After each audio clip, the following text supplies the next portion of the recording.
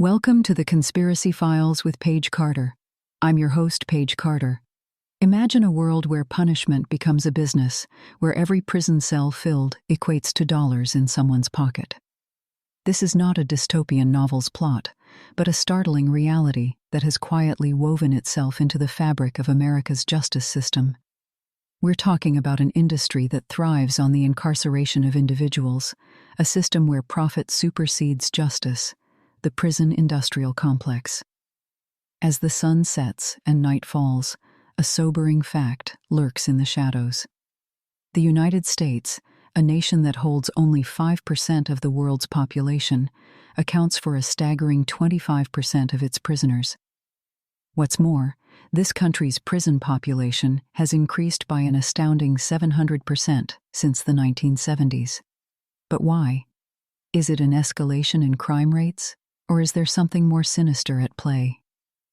In the land of the free, a vast network exists where corporations, private prison companies, and even some government entities profit from the incarceration of individuals. A network that thrives on an endless supply of prisoners. A network known as the prison industrial complex. This term, coined in the late 90s, paints a chilling picture of an industry that profits from the revolving doors of America's prisons. Now, what does this mean for justice? When profit is derived from incarceration, does it not incentivize a higher prison population? And if so, does justice then take a back seat to the pursuit of profit? These are the questions we must grapple with as we delve deeper into this enigmatic web. Consider the story of the state of Louisiana, a state with the highest incarceration rate not only in America, but in the world. Here, local sheriffs receive a daily stipend for each prisoner they house. Now, this may seem like a way to compensate for the cost of incarceration, but it has led to a perverse incentive to keep prisons full, and full they remain. As of 2018, Louisiana's prisons housed 38,000 inmates, a number higher than the total population of some of its towns.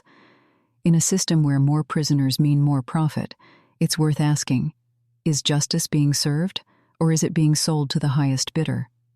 Then, there's the billion-dollar industry of prison labor, where inmates manufacture goods and provide services at severely reduced wages. This practice, while argued by some as a form of rehabilitation, has drawn comparisons to modern-day slavery. Unveiling the complex layers of the prison industrial complex is a journey that will take us through the corridors of power, hidden contracts, and the lives of those caught within its grasp. It's a journey that might leave us with more questions than answers. But it's a journey we need to take, for in the shadows of the unknown lie the truths we must uncover. The question remains, in the American justice system, is it truly justice that's being served, or is it profit?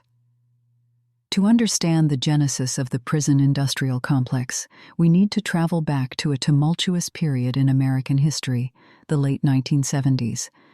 The economic downturn had left the country grappling with high unemployment rates and rising crime. It was in this milieu that the political discourse began to shift in favor of a tough-on-crime approach. The 1980s saw a surge in legislation that aimed to crack down on crime, most notably the war on drugs. These policies led to an unprecedented increase in the prison population, creating a demand for more prisons, and where there was demand, supply wasn't far behind. The first privately operated prison opened its doors in 1984 in Tennessee, marking the beginning of a lucrative industry that linked profit with punishment. The rationale behind privatizing prisons was ostensibly economic efficiency. However, the reality that unfolded was far from the promise. The rise of private prisons coincided with a climate of fear and secrecy. The very idea of profiting from punishment was controversial and sparked intense debate. Despite this, the industry continued to expand, often under the radar, thanks to complex and opaque contracts that kept much of its operations shrouded in secrecy. This era of mass incarceration also unfolded against a backdrop of political maneuvering. Powerful lobby groups representing private prison corporations wielded considerable influence over policy decisions, often pushing for harsher sentencing laws and longer jail terms. The aim? More prisoners, more prisons, more profit. Meanwhile, the United States began to witness a disturbing trend. A disproportionate number of those incarcerated were people of color, particularly African Americans and Latinos. The war on drugs, with its focus on urban, low-income communities, had a disparate impact on minority populations. This systemic bias further fueled the growth of the prison industrial complex, perpetuating a cycle of poverty, crime, and incarceration. The fusion of punishment and profit has raised a slew of ethical and moral questions, and yet the wheels of the prison industrial complex continue to turn, propelled by a potent mix of profit, politics, and policy. What began as a response to a crime wave has morphed into a billion-dollar industry that some argue has lost sight of its primary purpose: justice. As we delve further into this complex narrative, we must keep probing, keep questioning. In the tension between profit and justice, where does the balance lie? And more importantly, whose interests are truly being served? At the heart of the prison industrial complex are key figures and organizations that have played major roles in its inception and proliferation. Among these are the two largest private prison companies in the United States, the GEO Group and CoreCivic, formerly known as Corrections Corporation of America. These corporations have been instrumental in shaping the industry, often through aggressive lobbying for policies favorable to their interests. The GEO Group, a Florida-based company, and CoreCivic, headquartered in Tennessee, together operate more than half of the private prisons in the United States. Beyond mere incarceration, their services have expanded into areas such as electronic monitoring, re-entry programs, and even immigration detention centers. But their primary business model remains the same. They are paid by the government per prisoner per day. In this way, their profit margins are directly linked with the number of people behind bars. These corporations have been known to invest heavily in lobbying activities. They have made significant campaign contributions to politicians, often those who support policies leading to higher rates of incarceration. This has been evident in their support for legislation like the controversial 3 strikes laws, which mandate life sentences for individuals convicted of a serious violent felony and 2 or more previous convictions. Amid this corporate landscape, there are other influential players. The American Legislative Exchange Council, ALEC, a conservative nonprofit organization, has been a powerful force in shaping public policy. ALEC, which counts private prison companies among its corporate members, has been linked with the drafting of bills that increase prison sentences and criminalize certain behaviors, thereby increasing the prison population. Moreover, there are numerous ancillary businesses that profit from the system, from companies that provide healthcare and food services in prisons to those that profit from prison labor. Inmate labor has been leveraged by corporations, including some household names, reaping benefits from the cheap labor provided by prisoners. These key players, with their interlocking interests, form a powerful network that perpetuates the prison industrial complex. Their motives often intertwine, driven by the desire for profit, political influence, and control.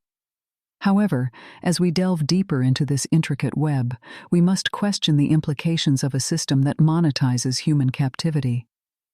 As the lines between justice and profit blur, the true cost of the prison industrial complex becomes increasingly difficult to ignore.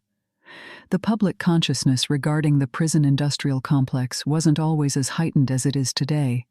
The unmasking of this intricate system can be traced back to certain key events, revelations, and individuals who brought its inner workings to light.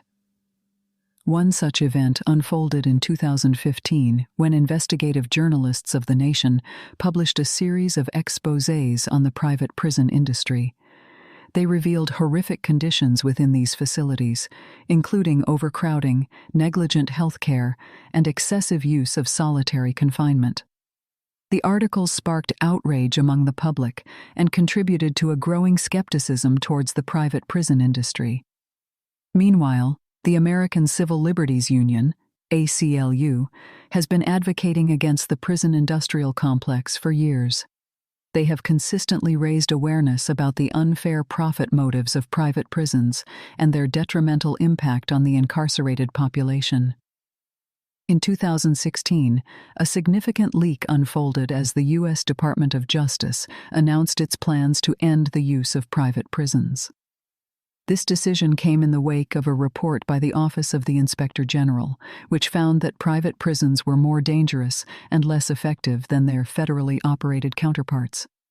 The news was seen as a potential blow to the private prison industry, but their influence in immigration detention centers and state prisons remained largely unaffected.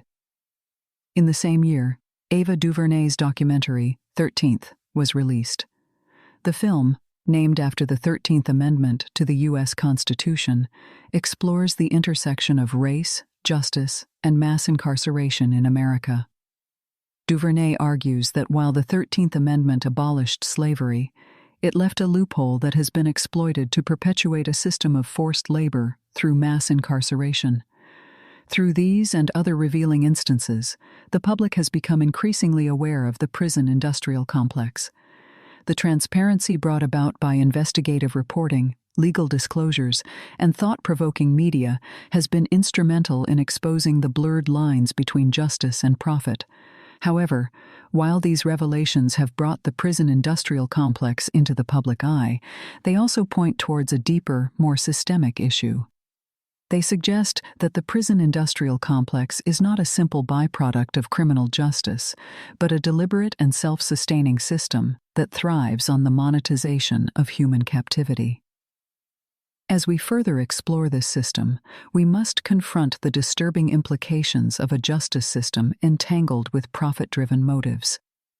It is vital to consider the alleged efforts of suppression and control that have contributed to the continued existence and growth of the prison industrial complex.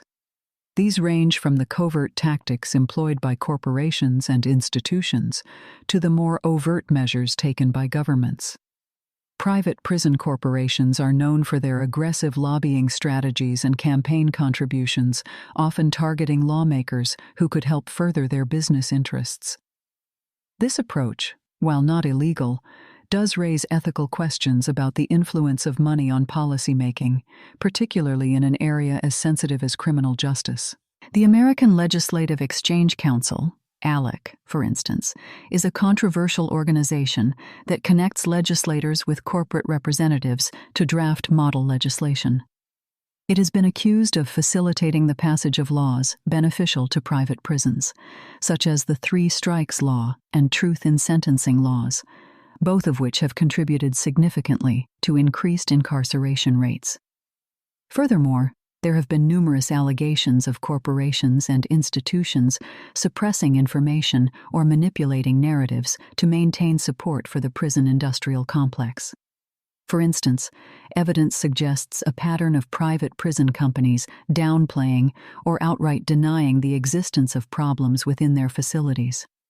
Investigations into prison conditions often uncover a stark contrast between the official narrative and the lived experiences of inmates. Reports of inadequate health care, violence, and insufficient training for staff are recurrent themes. Yet, these reports are often met with staunch denial or dismissal from those profiting from the system, perpetuating a cycle of neglect and abuse. Government entities, too, have been accused of obfuscating the realities of the prison industrial complex. Critics argue that an emphasis on crime rates and a narrative of public safety are used to justify the expansion of a system that profits from mass incarceration. In some instances, whistleblowers and advocates who attempt to expose these realities face retaliation. This includes prison employees who are silenced or penalized for speaking out about the conditions within the facilities they work, and journalists who face barriers in accessing information or conducting investigations into these institutions. These suppression efforts, combined with the influence of profit motives on policymaking, contribute to a system that often prioritizes financial gains over justice. They serve to maintain the status quo, obscuring the true cost of the prison industrial complex from public view and stifling efforts to instigate meaningful reform. Ultimately, it raises the question of what it means to have a justice system where the scales are tipped not by the pursuit of justice, but by the pursuit of profit. Perhaps one of the most well-known whistleblowers in this context is Shane Bauer, an investigative journalist who went undercover as a prison guard to expose the harsh realities of private prisons. Bauer worked at a Louisiana prison run by Corrections Corporation of America, now known as CoreCivic, one of the largest private prison corporations in the United States.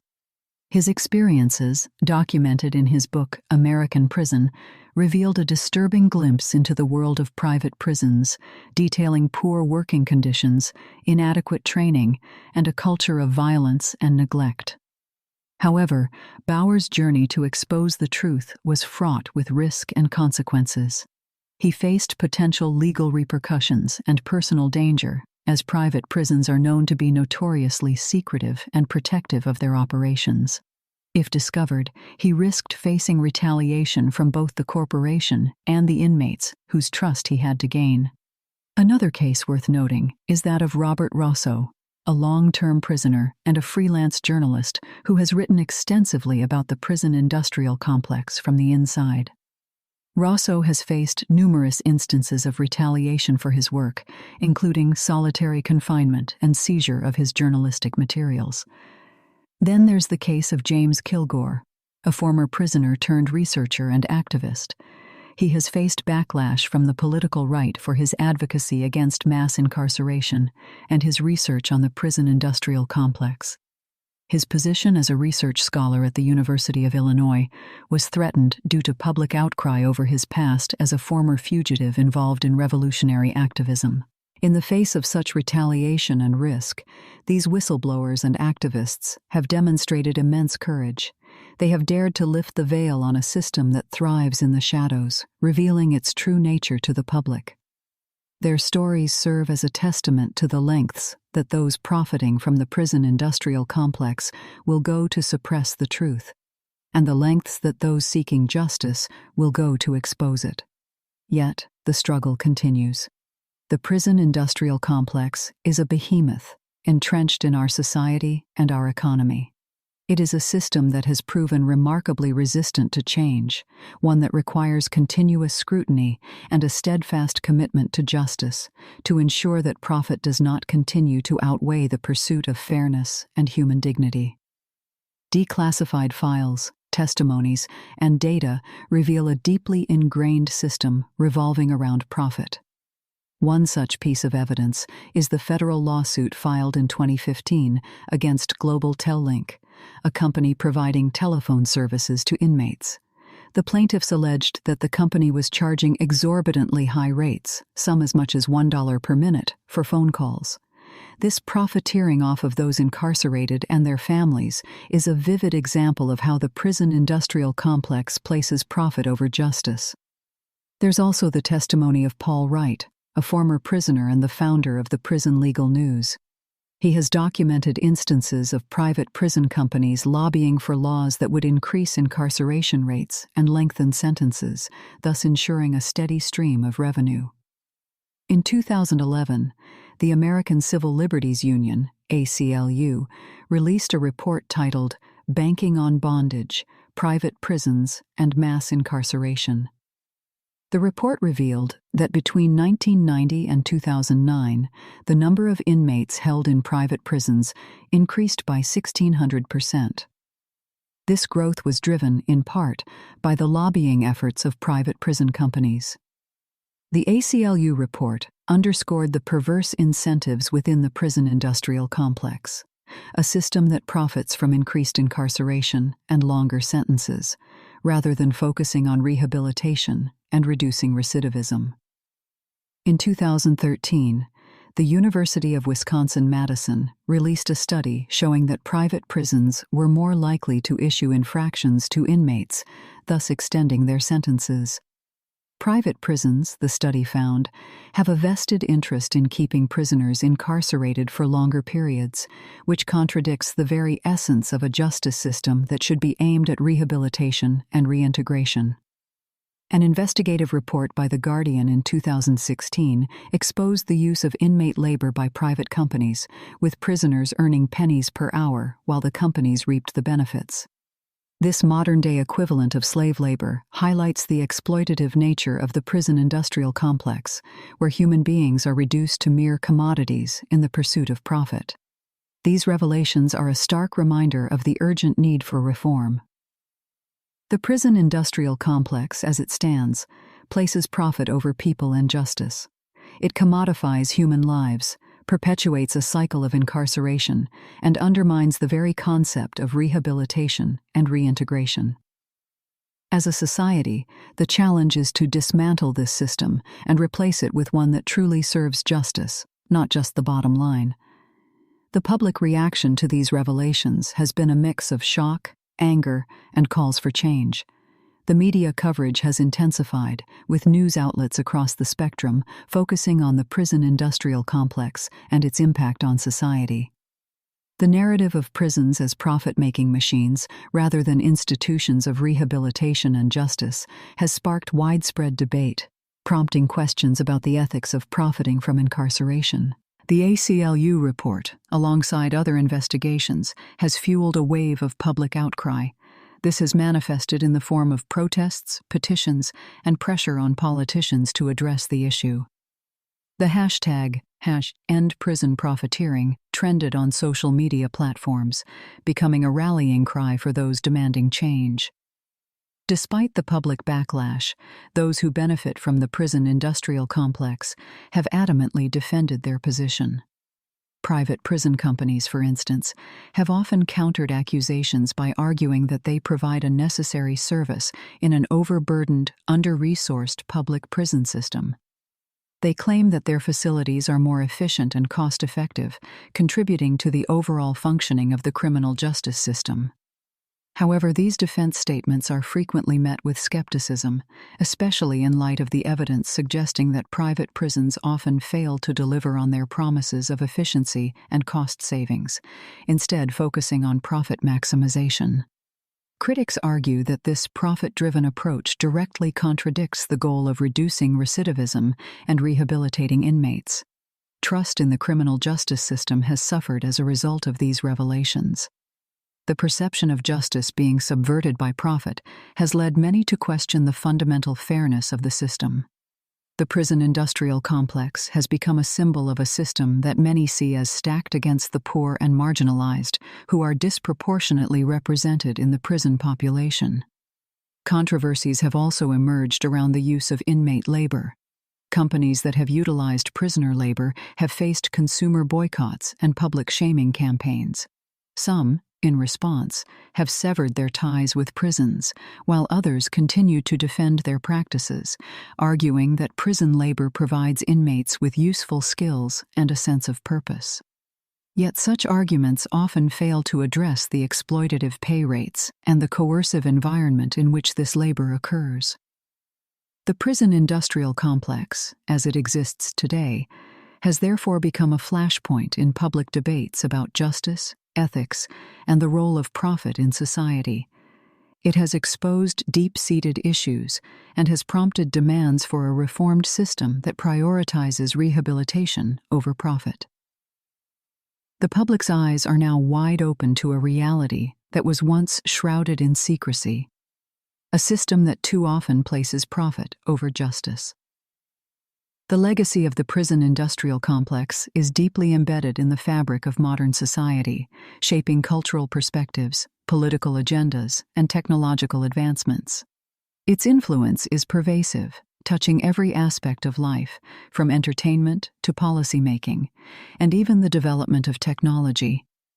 In popular culture, the prison system has been a central theme in films, music, books, and television series, shaping public perception and understanding of incarceration.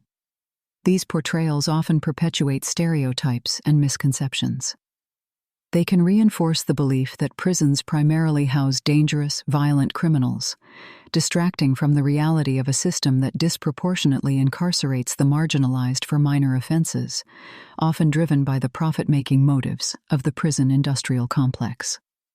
In the political arena, the prison industrial complex continues to wield significant influence. It has been linked to the creation and enforcement of harsher sentencing laws, such as mandatory minimums and three-strikes rules, which contribute to the overpopulation of prisons. Many attribute the persistence of these policies, despite evidence of their ineffectiveness in reducing crime, to the lobbying power of private prison companies and other stakeholders in the prison industrial complex. In the realm of technology, the prison industrial complex has spurred innovation, but not necessarily in ways that serve justice or rehabilitation. Surveillance technology, such as electronic monitoring devices, has become a lucrative industry. While touted as alternatives to incarceration, these technologies often serve to extend the reach of the prison industrial complex, turning entire communities into extensions of the prison environment. The lessons that emerge from this examination of the prison industrial complex are numerous and multifaceted. It underscores the need for vigilance against the erosion of justice by profit-driven motives. It highlights the importance of scrutinizing the narratives that shape public understanding of the prison system. It also serves as a powerful reminder of the influence that economic interests can exert on policy and technology. Yet, amid these grim realities, there is also a glimmer of hope.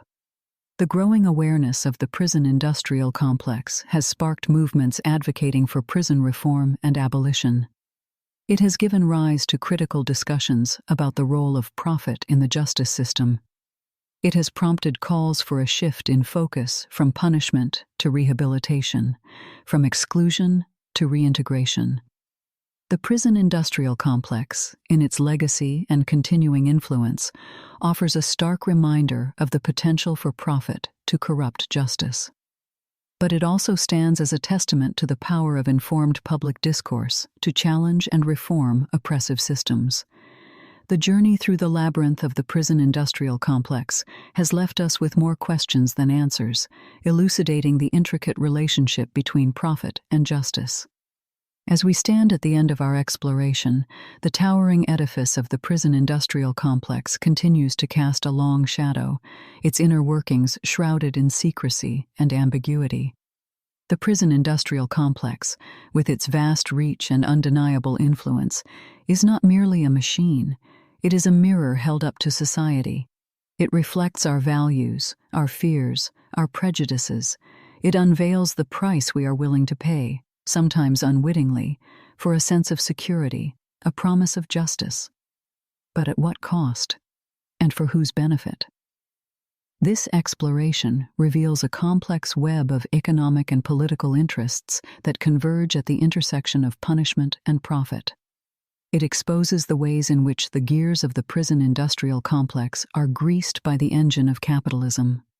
Yet, the complexities of this system, the full extent of its impact, and the motivations of those who uphold it remain obscured, hidden behind walls of secrecy and silence. The prison industrial complex, in its murkiness, poses a challenge to the ideals of justice and fairness. It prompts us to question the true nature of punishment, the role of profit in a system designed to administer justice, and the societal implications of a punitive system that is increasingly commercialized. The questions raised by the prison industrial complex are not just about prisons, or even justice. They are about us, as a society. They force us to confront our collective conscience, to question our priorities, our values. They challenge us to imagine alternatives, to envision a future where justice is not overshadowed by profit, where punishment serves as a pathway to rehabilitation, not a conduit to further marginalization. As we sift through the pieces of this complex puzzle, the prison industrial complex remains an enigma, a paradox of justice and profit, of punishment and rehabilitation, of transparency and secrecy. It is a reminder of the power of hidden forces, of the ripple effects of our choices, of the resilience of structures built on profit and power. The prison industrial complex is a story that is still being written, its ending uncertain. As the narrative unfolds, the hope for change flickers in the darkness, illuminating the path towards justice. Yet the mystery lingers, the doubt persists. It is this uncertainty, this sense of unease, that keeps the story of the prison industrial complex alive, its secrets waiting to be unveiled, its truths waiting to be told. Thanks for listening. This has been The Conspiracy Files with Paige Carter. If you enjoyed today's episode, be sure to follow us wherever you listen to podcasts. And if you'd like to support the show, subscribe to the Forbidden Knowledge Network on Patreon. Subscribe now.